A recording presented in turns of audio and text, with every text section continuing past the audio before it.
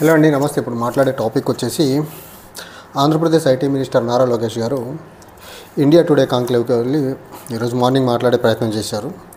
So ఈ India today కాంక్లేవ్లో ఆయన as యూజువల్గా రిపబ్లిక్ టీవీ కాంక్లేవ్లో వాళ్ళ నాన్న మాట్లాడుతూ ముఖ్యమంత్రి చంద్రబాబు నాయుడు గారు ఎలా అయితే బీజేపీని ప్రసన్నం చేసుకుంటూ బీజేపీకి ఒక భజన చేసే పని చేశాడో, సేమ్ నారా లోకేష్ గారు కూడా అద్భుతమైన దైవభక్తిని బీజేపీ విషయంలో ప్రదర్శించే పని చేశాడు.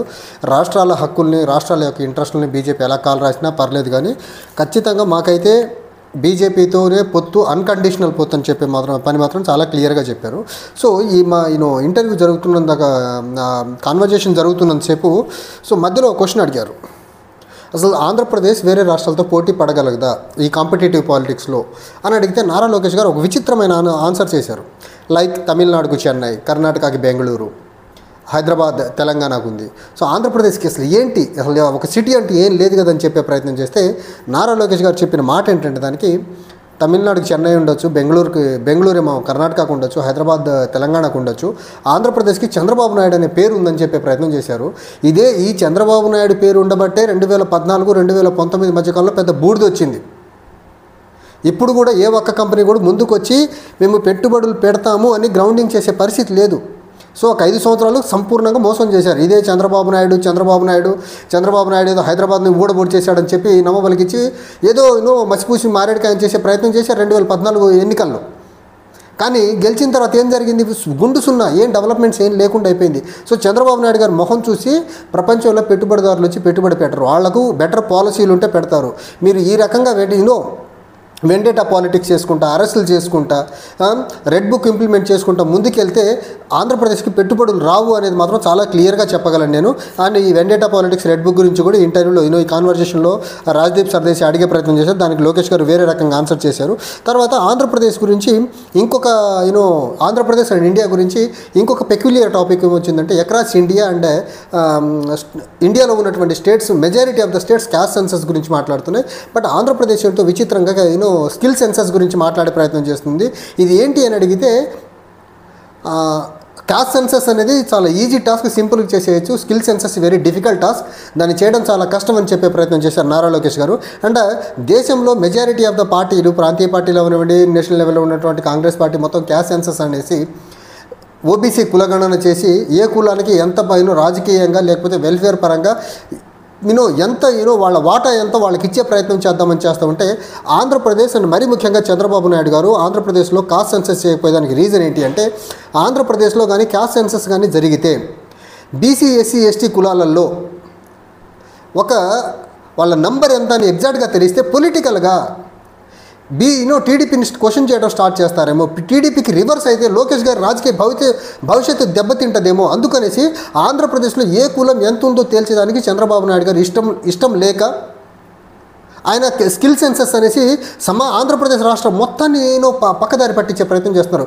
ఆంధ్రప్రదేశ్లో స్కిల్ సెన్సస్ జరిగితే, ఇప్పుడు తెలంగాణలో మనం డెవలప్మెంట్స్ చూస్తున్నాం, క్యాస్ట్ సెన్సస్ తర్వాత జరుగుతున్న డెవలప్మెంట్స్ ఇక్కడ సేమ్ ఆంధ్రాలో కూడా ఇలానే జరిగితే వాళ్ళ కొడుకు యొక్క రాజకీయ జీవితం దెబ్బతింటదనేసి, కింద కులాల నుంచి రాజకీయ నాయకత్వం పుట్టుకొచ్చేస్తే క్యాస్ట్ సెన్సస్ తర్వాత లోకేష్ పొలిటికల్ కెరియర్ ఇబ్బంది పడుద్దనేసి చంద్రబాబు నాయుడు గారు చాలా తెలివిగా కాస్ట్ సెన్సస్ని పక్కన పెట్టి స్కిల్ సెన్సస్ వల్ల ఏదో ఊడబొడి చేస్తాననేసి ఆంధ్రప్రదేశ్ రాష్ట్రాన్ని, ఆంధ్రప్రదేశ్లో ఉన్న బీసీ సామాజిక వర్గాన్ని కంప్లీట్గా మిస్లీడ్ చేసే ప్రయత్నం అయితే చేశారు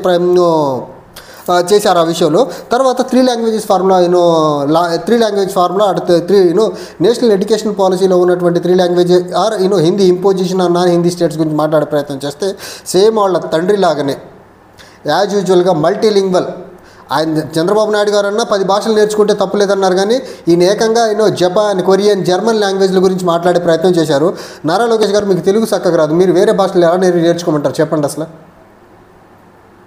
ఇక్కడ ఇన్ని లాంగ్వేజ్లు చదువుకుంటా పోతే స్కిల్స్ ఏమవ్వాలా, ప్రొఫెషనల్ కోర్సులు చేస్తే వాళ్ళకి వేరే అదర్ సబ్జెక్ట్ ఏం కావాలా, కరికులం మొత్తం పక్కన పెట్టి మొత్తం లాంగ్వేజ్ల మీద కూర్చోవాలా ఏంటి ఆంధ్రప్రదేశ్లో పిల్లలు? తర్వాత ఈయన మాట్లాడుతున్నటువంటి ఇంకొక అంశం ఏంటంటే, డీలిమిటేషన్ గురించి అడిగితే, డీలిమిటేషన్ దగ్గర వీళ్ళ బానిసత్వం, బీజేపీ బానిసత్వం చాలా క్లియర్గా బయటపడే ప్రయత్నం జరిగింది. సో మేము ఎన్డీఏ పార్ట్నర్గా ఉన్నాం, ఏదన్నా ఉంటే మేము ఎన్డీఏతో మాట్లాడతాము.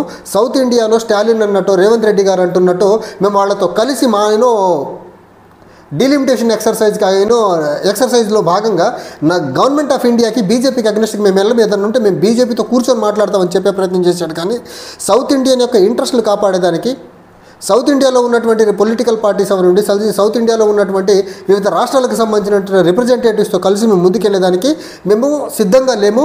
వీఆర్ అన్కండిషనల్లీ సపోర్టింగ్ బీజేపీ అని చెప్పేది మాత్రం చాలా క్లియర్గా చెప్పారు. నేను ముందు నుంచి చెప్తున్నా, పవన్ కళ్యాణ్ గారు చంద్రబాబు నాయుడు గారు ఇద్దరు ఆంధ్రప్రదేశ్లో వాళ్ళ రాజకీయ జీవితం కోసం వాళ్ళు బీజేపీకి బానిసలుగా చిడతలు వాయిస్తూ ఉన్నారు తప్ప వాళ్లకు రాష్ట్రాల ఇంట్రెస్ట్లు పట్టవు అనేదానికి చంద్రబాబు నాయుడు గారు రిపబ్లిక్ టీవీ కాంక్లేవ్ చూడండి, లేకపోతే ఇండియా టుడేలో నారా లోకేష్ గారి కాంక్లేవ్ చూడండి, లేకపోతే పవన్ కళ్యాణ్ గారు ఎక్కడన్నా మాట్లాడినప్పుడు చూడండి, వాళ్ళ మాటలు మొత్తం బీజేపీని భజన చేసేదానికి ఉంటాయి తప్ప డీలిమిటేషన్లో మా రాష్ట్రానికి అన్యాయం జరుగుతుంది దాన్ని రెక్టిఫై చేయండి అని అడగరు. లేకపోతే 3 లాంగ్వేజ్ ఫార్ములా ఇంపోజ్ చేయడం వల్ల స్టూడెంట్కి బర్డెన్ పెరుగుతుంది, అది ఇబ్బందికర పరిస్థితి, 3 లాంగ్వేజ్ ఫార్ములాని మేము ఇంప్లిమెంట్ చేయమని చెప్పే పని చేయరు వీళ్ళు. సో ఈ రకంగా బీజేపీ ఏ పాలసీ తీసుకున్నా దానికి వంత పాడటమే ఈ టీడీపీ జనసేనల పనిగా మారిపోయింది ఆంధ్రప్రదేశ్లో. తద్వారా నష్టం ఎవరికి జరుగుతుంది? అల్టిమేట్గా ఆంధ్రప్రదేశ్ ప్రజలకి, ఆంధ్రప్రదేశ్లో ఆంధ్రప్రదేశ్ రాష్ట్రానికి నష్టం జరిగే ప్రయత్నం జరుగుతుంది తప్ప చంద్రబాబు నాయుడు గారి హెరిటేజ్ కంపెనీలకు లేకపోతే పవన్ కళ్యాణ్ గారి సినిమాలకు అయితే నష్టం జరిగే పని చేయట్లా. తర్వాత రాజ్దీప్ సర్దేశాయ్ ఇంకో క్వశ్చన్, చాలా అద్భుతమైన క్వశ్చన్ అడిగే ప్రయత్నం చేశారు. బేస్డ్ ఆన్ అన్కండిషనల్గా మేము ఎన్డీఏని సపోర్ట్ చేస్తున్నాము, బీజేపీని సపోర్ట్ చేస్తున్నాం చెప్పిన తర్వాత గత 5 సంవత్సరాలు 6 సంవత్సరాల క్రితం 2019 ఎన్నికలకు ముందు మీరు రాహుల్ గాంధీ దగ్గరికి వెళ్ళి రాహుల్ గాంధీని సపోర్ట్ చేశారు, మళ్ళీ బీజేపీ దగ్గరకు వచ్చారు. ఇది ఏ రకమైన పాలిటిక్స్ అని అడిగితే దానికి చాలా సింపుల్గా చంద్రబాబు నాయుడు గారు ఎలా అయితే ఆన్సర్స్ ఇవ్వకుండా తప్పించుకొని వేరే టాపిక్కి వెళ్ళిపోతాడో సేమ్ నారా లోకేష్ కూడా జాగ్రత్తగా తప్పించుకొని బీజేపీ గురించి ఆంధ్రప్రదేశ్ మాకు నేషన్ ఫస్ట్, ఆంధ్రప్రదేశ్లో తెలుగుదేశం పార్టీ ఎప్పుడు పవర్లో ఉన్నా మేము దేశం గురించి ఆలోచిస్తాం తప్ప మేము పవర్ గురించి ఆలోచించమనేసి ఒక తప్పుదో పట్టించి ఆన్సర్ ఇచ్చాడు. కానీ బీజేపీ అప్పుడు బీజేపీతో కలిశారు, మళ్ళీ రాహుల్ గాంధీతో కలిశారు కాంగ్రెస్ పార్టీతో, మళ్ళీ బీజేపీ దగ్గరకు వచ్చారు. ఏంటి యూటర్న్ పాలిటిక్స్ అంటే దానికి ఆన్సర్ అయితే చెప్పే ప్రయత్నం చేయాలి. తర్వాత vendetta politics and red book గురించి మాట్లాడే ప్రయత్నం చేస్తే ఈ అరెస్టులు ఇలా చేసుకుంటూ వెళ్ళటం వల్ల ఖచ్చితంగా ఆంధ్రప్రదేశ్కి పెట్టుబడులు రావు కదా, ఇన్వెస్టర్స్ రారు కదా అంటే దానికి తప్పు చేసిన వాళ్ళని శిక్షించే పని జరుగుతుంది తప్ప మేము లాకి ఎగ్నెస్ట్గా ఏ పని చేయట్లా, తప్పు చేసిన వాళ్ళని శిక్షించే పని చేస్తున్నామని చెప్పే ప్రయత్నం చేశారు. తర్వాత తిరుమల లడ్డు అంశాన్ని కూడా మీరు వెండేటా పాలిటిక్స్ వాడుకొని వైఎస్ఆర్సీపీని కార్నర్ చేసే ప్రయత్నం చేశారంటే లేదు అది గవర్నమెంట్ దృష్టికి వచ్చిన అంశాన్ని మేము బయటికి చెప్పాం తప్ప మా దృష్టికి రాకుండా మేమేం చేసే పని చేయలేదని చెప్పే ప్రయత్నం చేశారు. తర్వాత కాంపిటేటివ్ పాలిటిక్స్ అండ్ ఈ వెండేటా పాలిటిక్స్ గురించి మాట్లాడుతున్న క్రమంలో అసలు రియల్ ఇష్యూస్ అన్ని పక్కకి వెళ్ళిపోతున్నాయి కదా.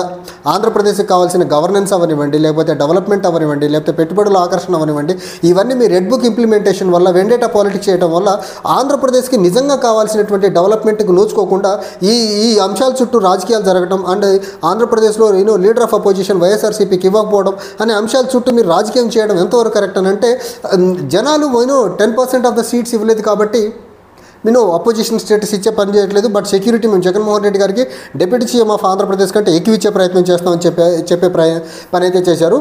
ఓవరాల్గా ఆయన బీజేపీకి భజన చేసే పనిలో మాత్రం చాలా డీప్గా ఇన్వాల్వ్ అయ్యారు.